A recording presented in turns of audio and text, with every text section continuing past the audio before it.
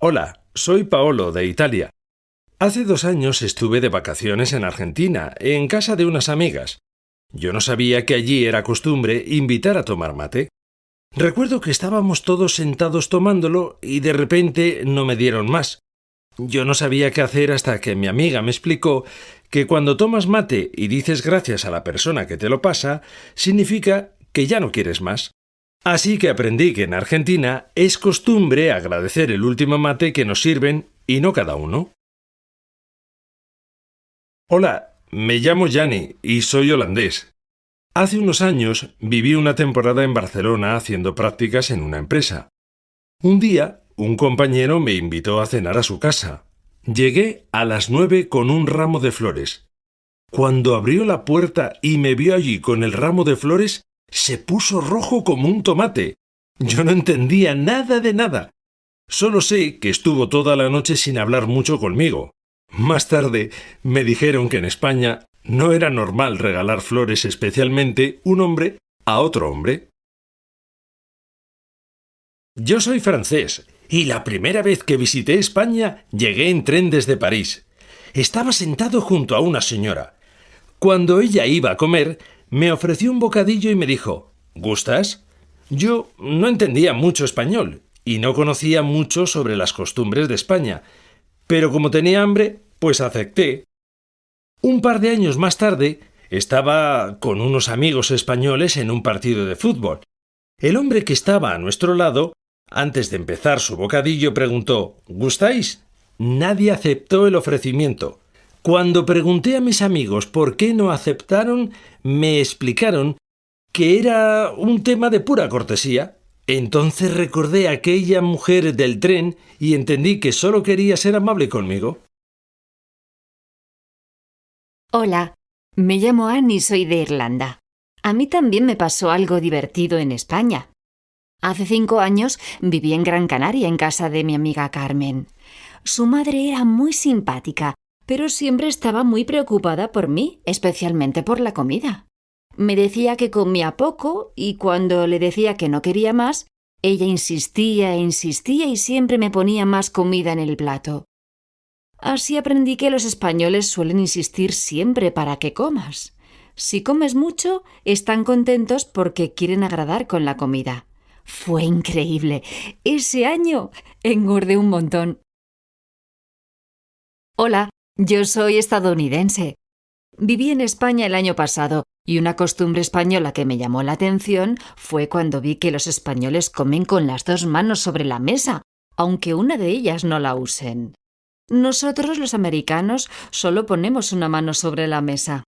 También me extrañó cuando vi que no cambian de mano el tenedor después de utilizarlo para cortar con el cuchillo.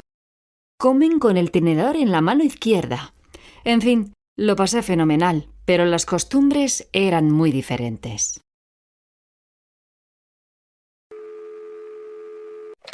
Alejandra, soy Alberto. Hola, Alberto, ¿qué tal? Bien, oye, te llamo para saber si haces algo este fin de semana. Es que voy a celebrar mi cumpleaños el domingo y quiero invitar al grupo de baile a cenar a mi casa. ¿Te apetece venir? ¡Ay, qué pena! No puedo, es que tengo otra fiesta el mismo día también por la noche. Así que... ¡Ay, qué casualidad! Pues sí. Por cierto, ¿cuándo os cumples? 1 año más.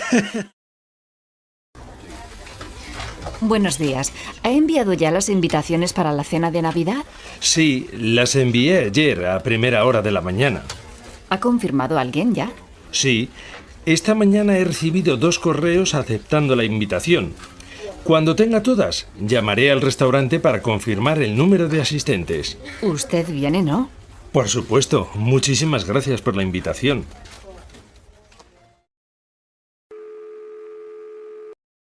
Rosa, oye, ¿dónde estás? En la parada del autobús. Voy a casa de mi madre. Oye, en casa te he dejado una nota. ¿La has leído? No, todavía no he llegado a casa.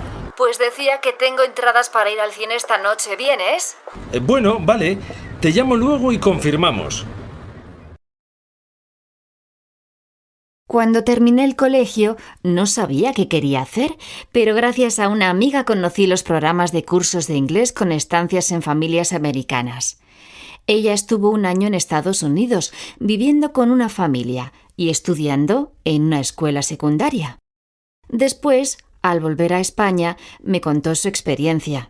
Me habló de los amigos que hizo allí, de sus padres americanos, de las diferencias culturales, de la fiesta de fin de curso, etc. Así que pensé que era una buena idea y decidí cruzar el charco. Estuve en Boston desde mayo, hasta que terminó el verano y así pude perfeccionar mi inglés. La familia con la que me alojé era maravillosa. Desde el primer momento me recibieron con los brazos abiertos. Recuerdo que cuando llegué al aeropuerto me encontré con toda una familia de 3 generaciones esperándome allí. Abuelos, padres, nietos, incluso el yerno y la nuera. Allí estaban todos con 2 pancartas gigantes con mi nombre. Los sobrinos, que eran unos mellizos preciosos, hicieron unos dibujos muy bonitos que me dieron al verme. También había una bandera española y otra americana. Al principio, mi nivel de inglés no era muy bueno, pero ellos siempre me hablaban en inglés y se esforzaban por explicarme todo hasta que me sentí más segura. Eran geniales. Todo el tiempo me animaban y me decían que lo hacía muy bien. Otra cosa interesante de aquella experiencia fue que hice muy buenos amigos, porque nada más llegar, mi familia hizo una barbacoa en casa para presentarme en sociedad. Así conocí a chicos de mi edad con quienes conecté desde el principio. Tengo que decir también que mientras vivía allí visitaba lugares diferentes con mis amigos y mi familia americana y muchas veces montábamos en bicicleta o hacíamos footing. Mi experiencia me sirvió para mejorar mi nivel de inglés, hacerme más independiente, tolerante y estar más segura de mí misma. La verdad es que recomiendo a todos participar en una experiencia de este tipo. Oye, estoy intentando acordarme, pero no estoy segura. ¿Tú recuerdas dónde fue la última gran reunión familiar? Déjame ver. Sí, mujer, sí.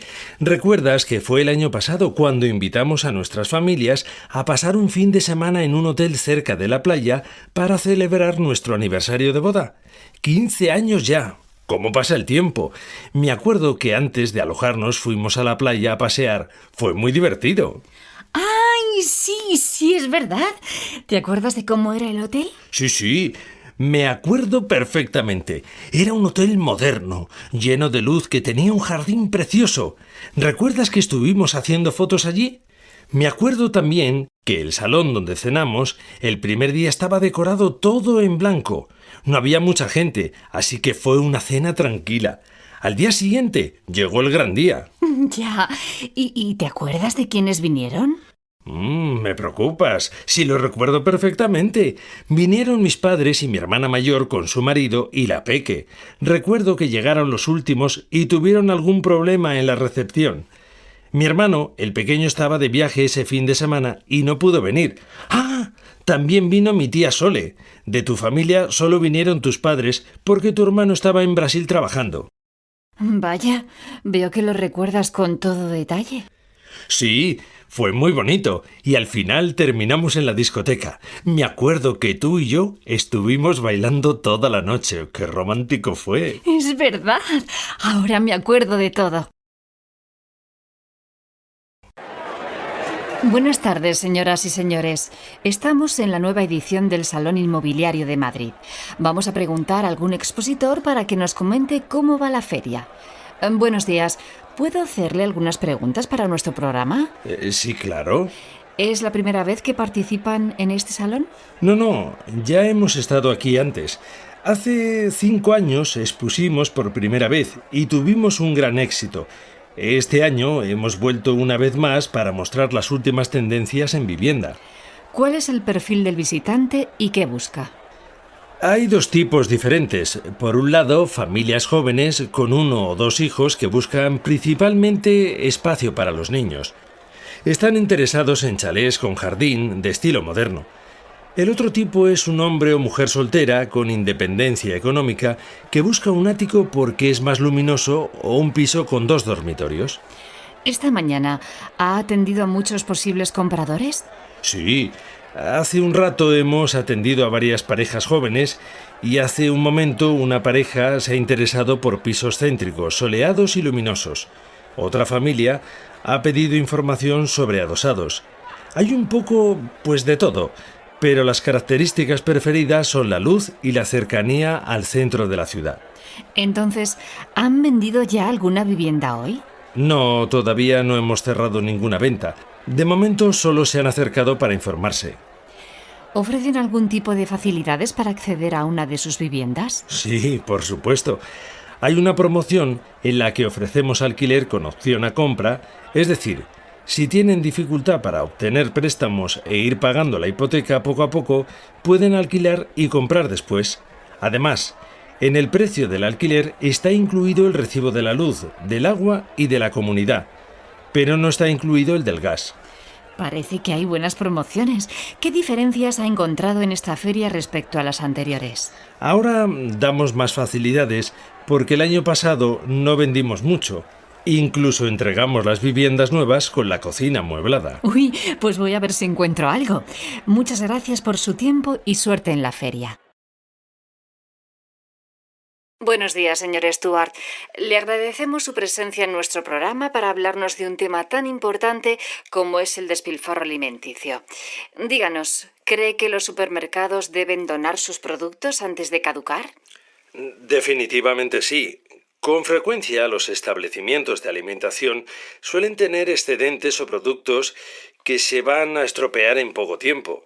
En ese caso, antes de despilfarrarlos, deben donarlos para que otros los consuman. ¿Desperdiciar alimentos aún comestibles es algo cultural típico de los países ricos o bien es una práctica universal? Hace tiempo pasé una temporada con los uigures en el noroeste de China. Un día el chef de un restaurante se sentó a mi lado. Cuando retiré el bol de arroz, me señaló los 3 granos que quedaban en el fondo del recipiente y me dijo: ¡limpia! Para ellos, malgastar la comida es un insulto al cocinero y al agricultor, y por eso es obligatorio terminársela toda.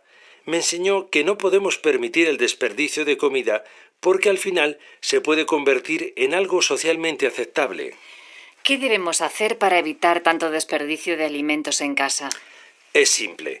Debemos comer lo que compramos y comprar lo que necesitamos.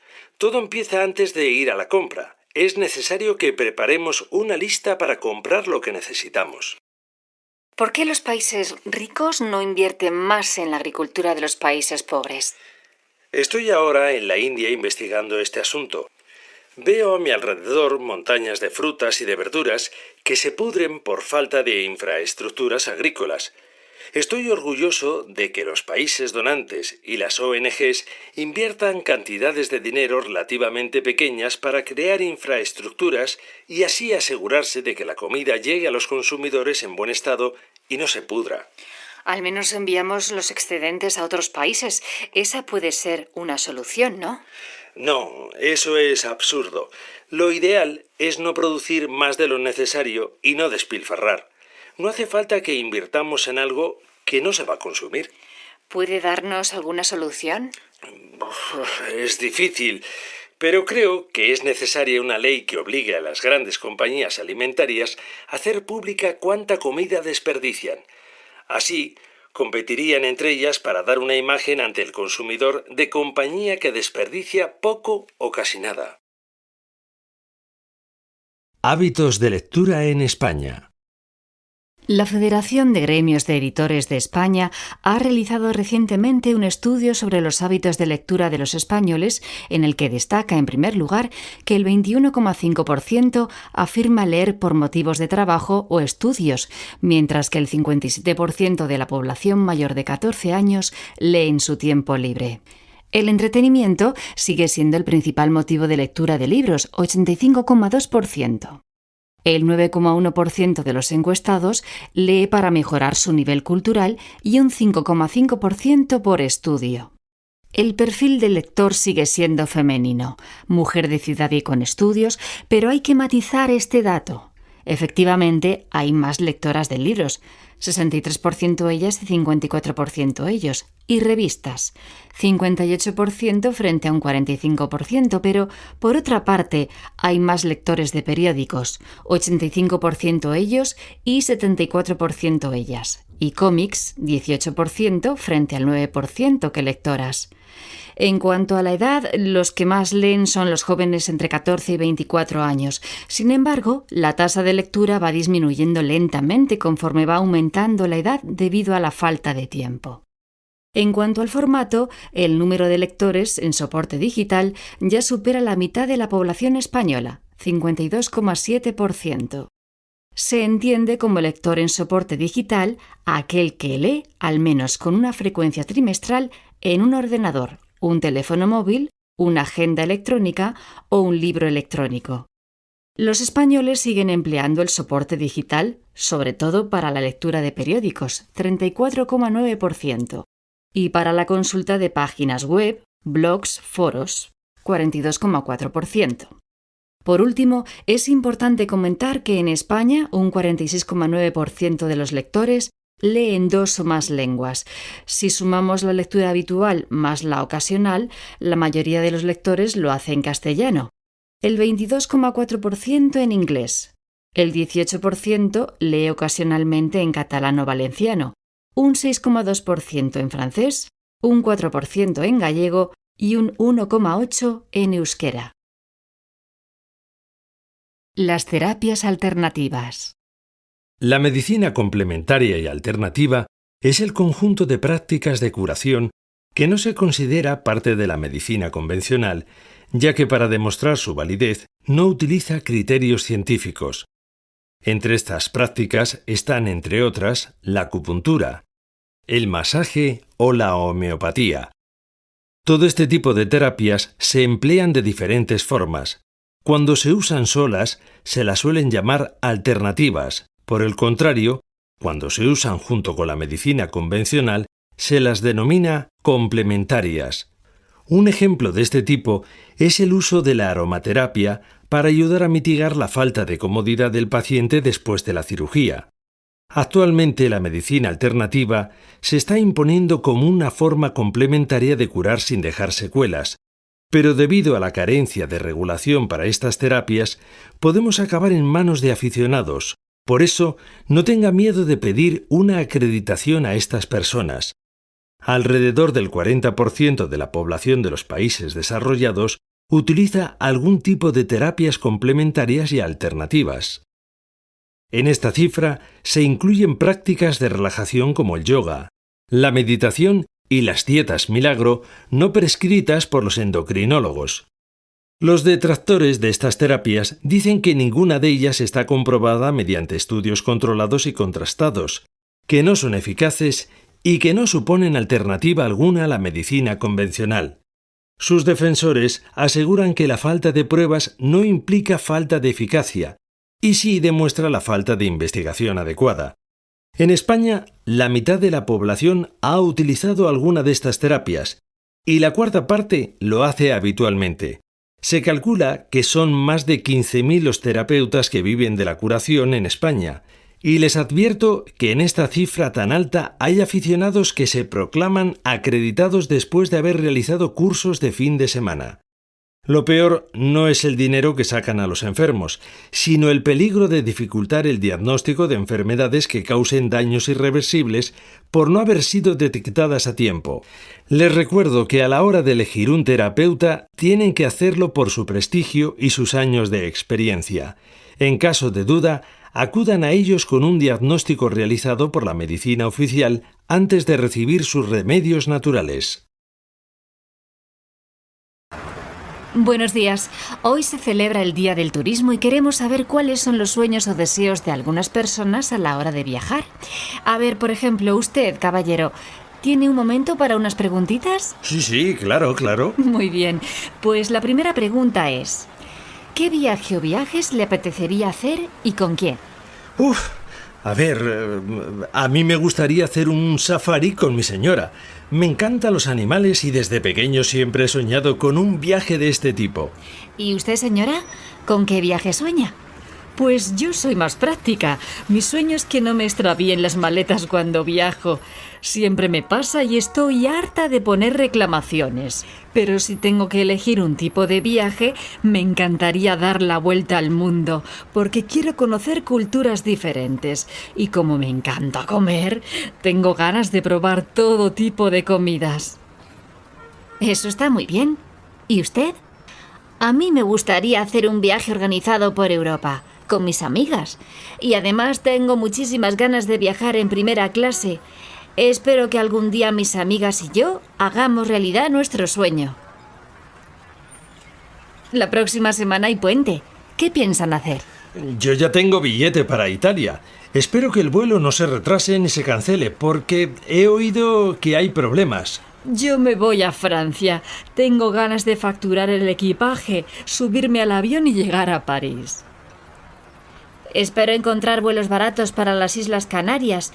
Tengo ganas de un buen baño y tranquilidad. Pues eso es todo, señores. Muchas gracias por su tiempo. Ojalá sus sueños se hagan realidad. De momento, que tengan un buen viaje. Gracias. Buenos días, queridos oyentes. Hoy contamos en nuestro estudio con la visita de un especialista en selección de personal que nos explicará cómo preparar una entrevista de trabajo. Bienvenido, señor Rosales. Díganos, ¿con qué tipo de preguntas se van a encontrar los candidatos en los diferentes procesos de selección? Buenos días y gracias por invitarme.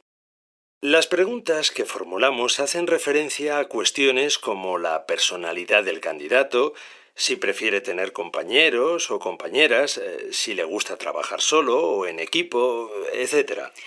Otro apartado es la formación. Sí, en este caso las preguntas son muy variadas y se refieren principalmente a sus gustos y preferencias sobre las asignaturas que estudió, los diferentes cursos que hizo, etc. Es decir, nos interesa ver la trayectoria que ha seguido el candidato y lo que ésta le ha aportado. ¿Y en cuanto a la experiencia anterior y el puesto al que opta? En este caso, las preguntas más frecuentes hacen referencia a cómo era el ambiente donde trabajaba y qué ambiente prefieren, qué aportó a su antigua empresa, qué horario tenía y qué le parecía, si les gusta una empresa grande o se sienten mejor en una pequeña, si prefieren trabajar en el sector privado o público. Hacemos también preguntas sobre el tipo de jefe o superior que han tenido o qué les gusta más, cómo tiene que ser, qué características debe tener un líder. El tema del horario suele ser importante, ¿no es cierto? Así es. A muchos no les importa el horario y esto lo valoramos positivamente porque a las empresas les interesa que los candidatos estén disponibles en un horario amplio. ¿Y sobre el trabajo que se está ofertando? Aquí interesa dejar claro qué expectativas tiene el candidato sobre la empresa y el trabajo al que opta. Por lo tanto, las preguntas van encaminadas a saber si conoce algo de la empresa, si tiene una opinión sobre ella y qué objetivos se marca a corto y largo plazo. Pues eso es todo, amigos. Agradecemos la visita del señor Rosales y esperamos que esta guía sea útil para quienes están en un proceso de selección. Hola, buenos días, soy Pepe. ¿Podría hablar con Isabel, por favor? Sí, ahora se pone. Un momento. Hombre, Pepe, ¿qué tal te va? Bueno, así. ¿Y tú qué tal? Bien, como siempre. ¿Cómo que así? Oye, ¿te ha pasado algo? Pues nada, que la empresa para la que trabajo me ha propuesto trasladarme a otra ciudad. Por otro lado, antes de mudarme tengo que ir allí unos días para ver las nuevas instalaciones y todo eso.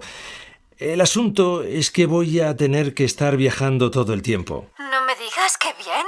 ¿Siempre has querido viajar fuera de aquí? La verdad es que me alegro porque nunca se sabe. Isabel, oye, ¿sigues ahí? No oigo nada. Sí, yo también te oigo fatal. Es que me estoy quedando sin batería. Bueno, pues nada, solo quería... Pepe, te llamo esta noche. Vale, no te preocupes. Espero tu llamada, hasta luego. Ah, oye, espera. ¿Quieres que vaya a tu casa esta noche y hablamos? Vale, perfecto. Adiós, y que... Buenos días desde nuestro estudio de grabación. Hoy, como es el Día Mundial de las Telecomunicaciones, queremos saber cómo ven nuestros oyentes la radio. Así que esperamos vuestra llamada. Buenos días. Quiero decir que hacía tiempo que no escuchaba la radio, pero como ahora está en Internet es más cómodo para mí. Personalmente prefiero vuestro programa que permite participar en directo a los oyentes. Muchas gracias por tu opinión. Buenos días. Quien no escuche la radio actualmente, pues no sabe cómo ha evolucionado, porque ahora los programas que emiten son más interesantes y próximos a la realidad del oyente. Yo creo que hay mucha gente que se identifica con mi opinión, porque en realidad buscamos programas que nos den información y que nos entretengan. Gracias. ¿Tenemos otra llamada? Hola. Estoy de acuerdo con el oyente anterior. Personalmente yo escucho programas que van con mi carácter. Sintonizo algunos por los temas que tratan y otros por la música que ponen. Además, pienso que no hay nadie que escuche la radio sin participar alguna vez en su vida. Muchas gracias a todos. Por último, tengo que decir que los programas que hacemos son por y para vosotros. Por eso quienes han participado saben que esto es así, que tenemos que escuchar a la audiencia y adaptarnos a sus intereses. Buenos días a todos nuestros oyentes.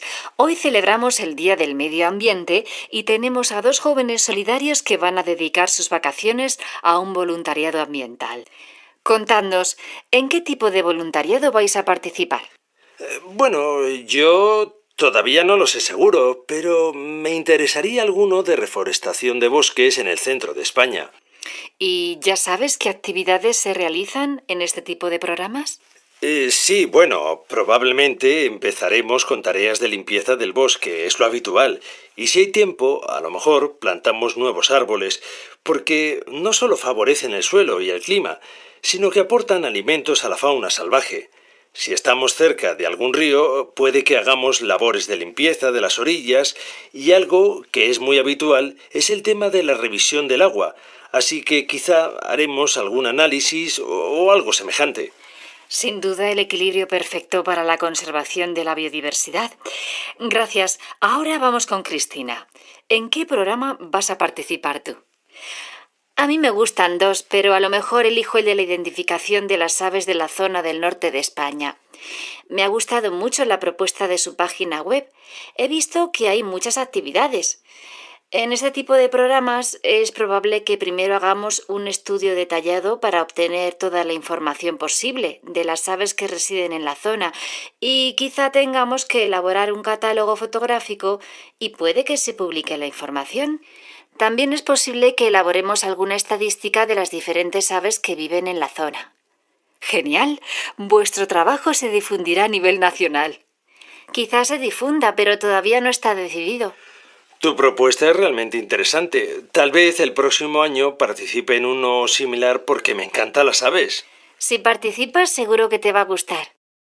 Muchas gracias a los 2 por demostrar que los jóvenes también os implicáis con el medio ambiente.